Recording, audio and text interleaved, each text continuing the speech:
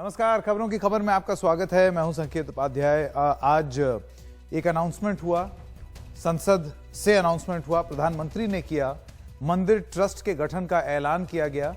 पर यह ट्रस्ट का गठन जो है ये दिल्ली चुनाव के मद्देनजर या उसके दृष्टिकोण से अगर देखा जाए तो एक मास्टर स्ट्रोक माना जा रहा है। इस पर सवाल भी उठाए जा रहे हैं, लेकिन क्यों मास्टर स्ट्रोक है वो हम आपको बताएंगे, क्योंकि एक तरीके का फाइनल ब्रह्मास्त्र है जो कि भारतीय जनता पार्टी ने फायर कर दिया दिल्ली चुनाव के बीच। और क्यों है मास्टर स्ट्रोक हम आपको बताते हैं। चुनाव के बीच राम मंदिर ट्रस्ट का ऐलान, अब इसको लेकर के राजनीति जरूर हो रही है कि बाद में क्यों नहीं किया, आगे क्यों नहीं किया, पीछे क्यों नहीं किया, लेकिन ऐलान कर दिया। क्या यह गैर कानूनी था? बिल्कुल नहीं, क्योंकि रैली से नहीं, संसद के अंदर से किया गया है ऐलान। सबसे पहली बात, यह संसद के अंदर किया गया ऐलान है। दूसरी चीज, सुप्रीम कोर्ट के आदेश पर ट्रस्ट का गठन होना है। सुप्रीम कोर्ट ने समय दिया था कि 9 फरवरी से पहले पहले आपको करना है, तो यह मॉडल कोड ऑफ कंडक्ट यानी कि आचार संहिता जो है, चुनाव आचार संहिता, उसके अधीन नहीं आता। 15 ट्रस्टी हैं, एक हमेशा अनुसूचित जाति से रहेगा, यह जानकारी मिल गई है। उनके नाम भी बाहर आ गए हैं, 8 परमानेंट हैं। अब टाइमिंग पर सवाल उठाने वाले टाइमिंग पर सवाल उठा रहे हैं। दिल्ली चुनाव से 3 दिन पहले यह ऐलान क्यों किया गया, ऐसा एक सवाल उठाया गया है। ऐलान में 3 महीने क्यों लग गए? यह कांग्रेस के पीएल पुनिया का कहना है कि आप पहले भी कर सकते थे, लेकिन यह कानूनन क्या गलत है? नहीं है, क्योंकि सुप्रीम कोर्ट ने यह समय सीमा बनाई थी। असदुद्दीन ओवैसी का कहना है संसद 11 तक चलनी है, 8 से पहले ऐलान क्यों? तो यह एक सवाल उनका उठाना है, जिस पर भी अगर आप कानूनी रूप से देखें तो इसमें कुछ गलत नहीं है। यह एक सवाल जरूर है, लेकिन सरकार के अधीन, सरकार के अधिकार क्षेत्र में है कि वो ये कर सकती है। अरविंद केजरीवाल का बयान सुनिए। उनका यह कहना है अच्छे फैसलों का कोई समय नहीं होता। उन्होंने एक ऐसी पोजीशन ले ली जो कि सरकार के विपरीत नहीं है। शायद उनको समझ में आ रहा है कि इसमें राजनीति करने का कोई फायदा नहीं, या इसमें राजनीति नहीं करनी चाहिए, क्योंकि कानूनी रूप से कहीं भी सरकार गलत साबित नहीं हो रही, ना आचार संहिता का उल्लंघन और सुप्रीम कोर्ट के आदेश का पालन। ध्रुवीकरण को धार देने की क्या यह है कोशिश? अब यह एक बात भारतीय जनता पार्टी से पूछी जा रही है। बीजेपी ने शाहीन बाग को एक मुद्दा बनाया, हम सब जानते हैं, बहुत बड़ा मुद्दा बनाया, तरह तरह की बातें बोली गई, इंडिया पाकिस्तान का मैच बोला गया, ध्रुवीकरण की राजनीति हुई, नेताओं ने बांटने वाले बयान दिए, जिसके लिए उनको सजा भी दी गई है। परवेश वर्मा के ऊपर तो फिर बैन लग गया है आतंकवादी वाला बयान देने के लिए। इसके अलावा हमने देखा है कि राम मंदिर ट्रस्ट का ऐलान किया है, और यह चुनाव से पहले, ऐन पहले, यह ब्रह्मास्त्र क्यों है हम आपको बताते हैं। क्योंकि अब राम मंदिर ट्रस्ट का ऐलान हो गया है, और ये जैसे कि आपको थोड़ी देर पहले मैंने बताया, उसमें कोई लाग लपेट नहीं, सीधा सीधा हिसाब किताब है। कोर्ट ने कहा तो उन्होंने बनाया और उन्होंने उसका ऐलान कर दिया। तो ध्रुवीकरण भी हुआ, हिंदू मुस्लिम की बातें भी हुई, हेट स्पीच भी हुई, ये सारी चीजों के लिए नेताओं को सजा भी दी गई। लेकिन लास्ट में भारतीय जनता पार्टी का जो ओरिजिनल चुनावी मुद्दा था, राम मंदिर, वो ब्रह्मास्त्र की तरह लास्ट में एकदम निकाला गया, और आप इसमें कोई कानूनी दांवपेच भी नहीं निकाल सकते।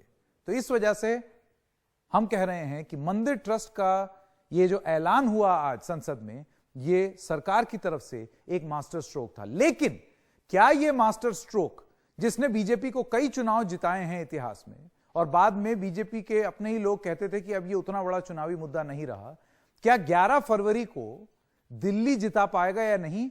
इसी पर हम करेंगे खबरों की खबर। सुप्रीम कोर्ट के आदेशों के अनुसार एक स्वायत्त ट्रस्ट श्री राम जन्मभूमि तीर्थ क्षेत्र, ट्रस्ट का नाम होगा श्री राम जन्मभूमि तीर्थ क्षेत्र, श्री राम जन्मभूमि तीर्थ क्षेत्र का गठन करने का प्रस्ताव पारित किया गया है। ये ट्रस्ट अयोध्या में भगवान श्री राम की जन्मस्थली पर भव्य और दिव्य श्री राम मंदिर के निर्माण और उससे संबंधित विषयों पर निर्णय लेने के लिए पूर्ण रूप से स्वतंत्र होगा। आम आदमी पार्टी के नेता जैस्मिन शाह, आप उपाध्यक्ष हैं दिल्ली डायलॉग कमीशन के, और आरती मेहरा नेता हैं भारतीय जनता पार्टी के। आप दोनों का बहुत बहुत स्वागत है। आरती जी, मैं आपसे शुरू करता हूं। मैं कुछ सोच समझ करके इसको ब्रह्मास्त्र, मास्टर स्ट्रोक इसलिए बोल रहा हूं क्योंकि हमने सारी चीजें देखी। कहीं भी आप इसमें दोष नहीं निकाल सकते। अगर कोई ये कह रहा है कि अभी क्यों नहीं किया, तब क्यों नहीं किया, राजनीतिक सवाल जरूर हैं, लेकिन कानूनी रूप से इनका कोई लोकस स्टैंड है, कोई स्टैंड नहीं है। इस सवाल का कोई बुनियाद नहीं है। लेकिन मंशा अभी रिलीज करने की वो तो बनी रहेगी, क्योंकि आप चाहते तो 9 नवंबर को आया था ये आदेश, लेकिन वो उसको अमली जामा पहनाते पहनाते बिल्कुल 2 दिन पहले, चुनाव के 2 दिन पहले उसका ऐलान करना, इसके पीछे कितनी राजनीति देखी जाए। और मुझे लगता है इसके पीछे राजनीति नहीं देखनी चाहिए। जहां पे जन जन में और कन कन में राम बसे हैं, 3 महीने का समय दिया गया था माननीय सुप्रीम कोर्ट के द्वारा। हाँ। उस अवधि के बीच में हम इसको करना था जिसे कर रहे हैं। चुनाव तो संकेत जी कब नहीं होते भारत में। चुनाव तो लोकसभा के, किसी न किसी राज्यों के, कॉरपोरेशंस के, महानगर निगमों के, सबके चलते ही रहते हैं। मुझे लगता है कि इसे जोड़ के वो लोग देखते हैं जिन्होंने, कपिल सिब्बल जी ने, पूरी कांग्रेस ने सवाल उठाया था इस पे कि इसे पूरे मुद्दे को डिले कर देना चाहिए क्योंकि इससे बीजेपी का फायदा हो जाएगा। देखिए, समय इनके पास भी था। भगवान राम सबके हैं, ये चाहते तो ये इसको हल करते। लेकिन जिनके पास जज्बे हैं, जिनके पास संवेदनशीलता है, जिनके पास करने की इच्छा शक्ति है, वो ही कुछ करके दिखाते हैं। अब भव्य मंदिर बनते बनते आप कहेंगे ये तो लोकसभा का समय आ गया।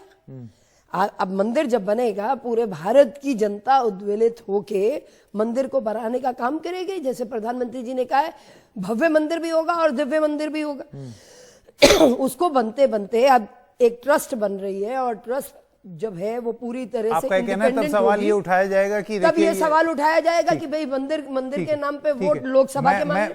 तो हम इसे राजनीति से नहीं देखते, जैसे हमने 370 को नहीं देखा, जैसे हमने ट्रिपल तलाक को नहीं देखा, CII को नहीं देखा। जी, जैस्मिन शाह, आज एक भारतीय जनता पार्टी के एक वरिष्ठ नेता से बात हो रही थी। उनका ये कहना था कि भाई अगर चुनाव से ही जोड़ के देखना होता तो हम झारखंड से जोड़ लेते। सही बात। वहां पर तो हमारी सरकार भी थी, खोने को बहुत कुछ था, वहां जोड़ लेते, ऐसा उनका कहना था। अब आपके नेता जो है अरविंद केजरीवाल, उन्होंने एक बड़ी प्रैग्मेटिक और पॉलिटिकल स्टेटमेंट मारा कि इस तरीके के शुभ काम के लिए समय को नहीं देखना चाहिए। ठीक है, ये तो एक बात हो गई, लेकिन मेरा सवाल दूसरा होगा।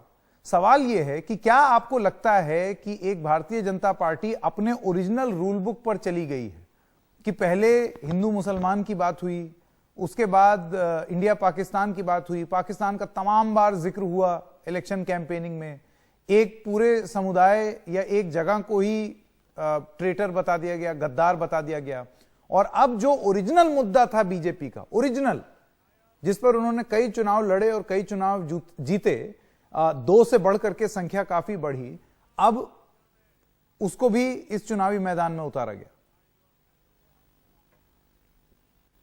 देखिए, इसमें मैं पहले आरती जी की बात से सहमत हूं कि इस मुद्दे में राजनीति को हमें नहीं देखना चाहिए। बिल्कुल। आज अरविंद केजरीवाल जी का भी बयान आया था कि ये कोई भी अच्छा काम सरकार करे, केंद्र में करे, राज्य में करे, उसमें टाइमिंग के इतने सारे सवाल उठाने नहीं चाहिए, और हर चीज में ना ही मीडिया को ना ही लोगों को हर चीज में राजनीति देखनी चाहिए। ये एक सुप्रीम कोर्ट का डिसीजन था, सरकार को उसे इंप्लीमेंट करना था, उसने इंप्लीमेंट कर दिया। जब दिल्ली चुनाव की जब बात आती है तो मुद्दे कुछ और ही है, और ये दिल्ली के लोग बखूबी जानते हैं। दिल्ली के लोग जानते हैं कि इस चुनाव से उनके स्कूल कौन ठीक करेगा, उनके अस्पताल कौन ठीक करेगा, पानी कौन पहुंचाएगा, महिलाओं को सुरक्षा कौन देगा, ये सारे मुद्दे हैं दिल्ली के। ये लोग जानते हैं कि ये इस मुद्दे पे जो काम करने वाली सरकार है वो सिर्फ आप और अरविंद केजरीवाल है। एक तरफ भाजपा का जो पूरा चुनावी कैंपेन है, उनका एक एजेंडा यही रहा है कि हेट पॉलिटिक्स के आधार पे हम कैसे इस चुनाव को पोलराइज कर सके। इसलिए आप देखिए, एक से एक भड़काऊ बयान सिर्फ भाजपा के नेता दे रहे हैं। लगातार election commission of India ban किसको कर रही है? सिर्फ भाजपा को बैन कर रही है। और आज प्रवेश वर्मा, जिसको ऑलरेडी एक बार बैन कर चुका था इलेक्शन कमीशन, फिर से भाजपा के लीडर्स को क्या करना चाहिए? उनको समझाना चाहिए था कि ऐसे भड़काऊ बयान मत दो। ना ही उन्होंने कभी निंदा की, वो वापस आए बैन के पीरियड से और भड़काऊ बयान दिए और वापस उनको बैन कर एक सेकंड, इस पर मैं जवाब सुन लूं। बहुत ही आज साफ हो गया है जी, कि भाजपा के भड़काऊ पास भाषण कोई कौन दे रहा एजेंडा है? नहीं है, कोई विजन नहीं है, सिर्फ आम आदमी पार्टी है जो आरती मेहरा पॉजिटिव जी, एजेंडा और हमारे काम को आगे आरती बढ़ाकर मेहरा इस जी, चुनाव मेरी लड़ना चाहती है। मनोज तिवारी से भी बात हुई, आज हमारे कार्यक्रम में भी आए और तमाम बार उनका ये कहना है कि इलेक्शन कमीशन पर ही सवाल उठा दिया। एक तो ये क्या स्थिति है इलेक्शन कमीशन की, एक तो वो कमजोर सी बॉडी बन के रह गई है, कोई कार्रवाई बहुत ज्यादा नहीं कर पाती, डिस्क्वालीफाई नहीं कर सकती, और उसके बाद फिर हर पॉलिटिकल पार्टी वहां जाकर के ये बोलती है कि आप भेदभाव कर रहे हैं। अब बीजेपी भी इलेक्शन कमीशन पर आरोप लगा रही है कि आपको एक ही तरफ के बयान दिख रहे हैं। नहीं तो संकेत जी, आप ऐसे क्यों मानते हैं? वो एक संवैधानिक संस्था है कि बीजेपी इल्जाम नहीं लगाएगी। क्यों? क्योंकि बीजेपी सेंटर में बैठी है, तो वो तो एक ऑटोनॉमस बॉडी है, वो अपना काम कर रही है। अब कितना इफेक्टिव कर रही है, टीएन सेशन ने कितना इफेक्टिव किया और इन्होंने कितना किया, अब उसमें पढ़ने की बात नहीं है। लेकिन नहीं, पर ये बीजेपी नेता, आरती जी, बीजेपी का ये बार बार बोलना, भाई नेता तो आपके बैन हो रहे हैं। हाँ, और परवेश वर्मा तो एक नहीं दो बार बैन हो गए। वो देखिए ना, एक दिल्ली की जनता को याद दिलाना ये भी बहुत जरूरी है कि जहां पे जवाहरलाल नेहरू यूनिवर्सिटी में भारत तेरे टुकड़े होंगे इंशाल्लाह इंशाल्लाह, जंग लड़ेंगे भारत की बर्बादी तक, वहां पे वो बैठे हुए थे ना, सारी दुनिया ने देखा ना। आप मुझे बताइए उसके माध्यम से ये वो दिल्ली पुलिस है जो भाई मैं और आप, मैं तो कह सकती हूँ करती संकेत जी कि मेरे सामने आप अमित शाह जी को गाली निकाल लें, आरती मेहरा को थप्पड़ मार लें, नहीं क्यों मारेंगे? नहीं ये कुछ भी इस कर तरीके लें का काम क्यों और करेंगे? नहीं कुछ भी हो, लेकिन अगर मेरे देश के लिए कुछ बोलेंगे तो आरती मेहरा वहां बैठ नहीं सकती। आरती मेहरा वहां पे एक मिनट चुप नहीं रहेगी। नहीं, लेकिन ना आरती मेहरा ना संकेत वादे ना जास्मीन शाह पुलिस है ना, पुलिस का काम तो पुलिस करेगी। तो मैं तो नहीं कह रही कि मैं हाथ उठाऊंगी। अच्छा, आप मुझे बताइए, एक महीना हो गया आरती जी, चलिए मैं आपसे पूछूं, मैं जनता को याद दिलाऊंगी कि क्यों उनकी फाइल को क्लियर नहीं किया। आज तक एनओसी नहीं दिया जो सीएम ने एनओसी देना होता है। ऐसे देशद्रोह के मामलों में फंसे हुए लोगों को आप उनको एनओसी नहीं देते। चलिए आप मुझे बताइए, जेएनयू में जो तोड़फोड़ हुई, जेएनयू एसयू की जो प्रेसिडेंट थी उनका सिर पर भी लाठी भांजी गई, बिल्कुल, उस मामले में कहां हुई गिरफ्तारी?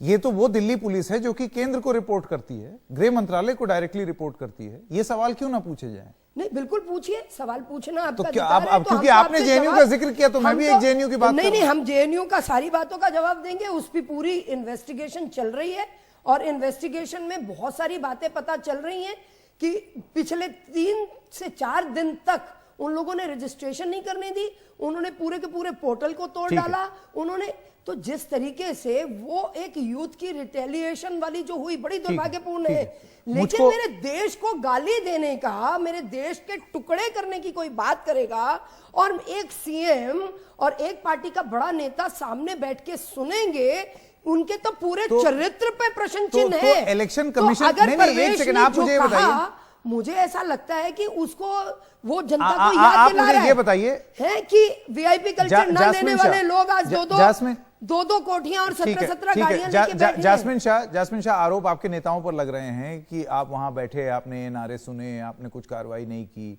आपने बोला आप आम आदमी की तरह रहेंगे, वैगनार में रहेंगे, लेकिन बंगले हो गए और गाड़ियां हो गई। इस तरीके के आरोप लगाए जा रहे हैं। मैं आपसे बस आखिरी में एक सवाल पूछना चाहता हूं, आम आदमी के मुद्दे कहां गए इस चुनाव में?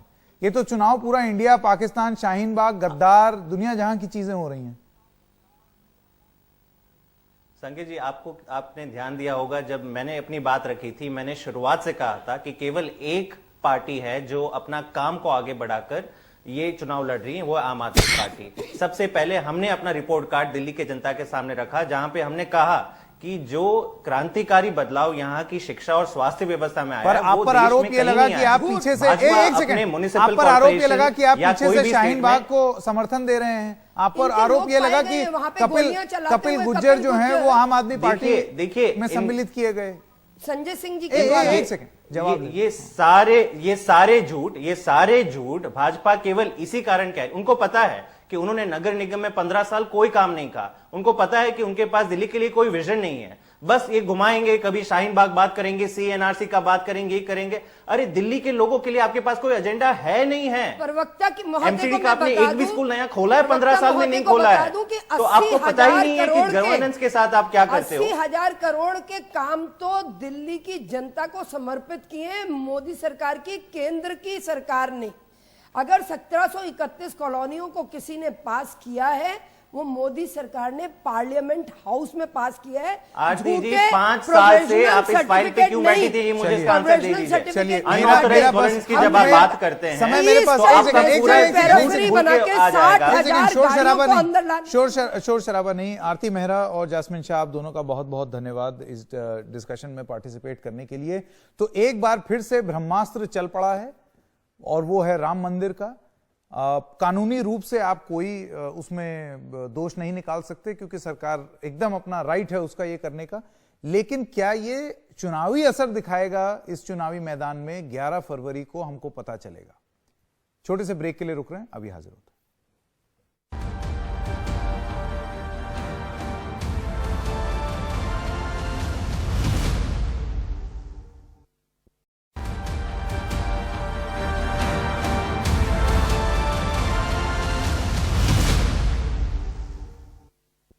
खबरों की खबर में आपका एक बार फिर से स्वागत है। एमआईएम नेता असदुद्दीन ओवैसी ने कहा है कि बीजेपी ने दिल्ली चुनाव से ठीक पहले जानबूझकर राम मंदिर ट्रस्ट का ऐलान किया है। यह ऐलान 8 फरवरी के बाद भी हो सकता था।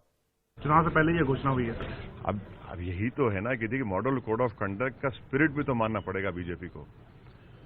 आपने पार्लियामेंट के अंदर कहा, यकीनन पार्लियामेंट सॉवरेन है, मगर जब अब दिल्ली का चुनाव हो रहा है, आप 8 तारीख के बाद कर सकते थे। पार्लियामेंट तो 11 तक है ना, मगर अभी करना था। तो लगता है बीजेपी बड़ी परेशान है दिल्ली इलेक्शन में। वो वैसे स्वागत करते हैं कि इस फैसले को, क्योंकि ये सुप्रीम कोर्ट और नियमों के हिसाब से नहीं, देखिए, सुप्रीम कोर्ट का फैसला है। हमने कहा सुप्रीम कोर्ट सुप्रीम है, इट इज नॉट इनफेलेबल। और खबरों की खबर में आज इतना ही। एनडीटीवी इंडिया पर खबरों का सिलसिला जारी रहेगा।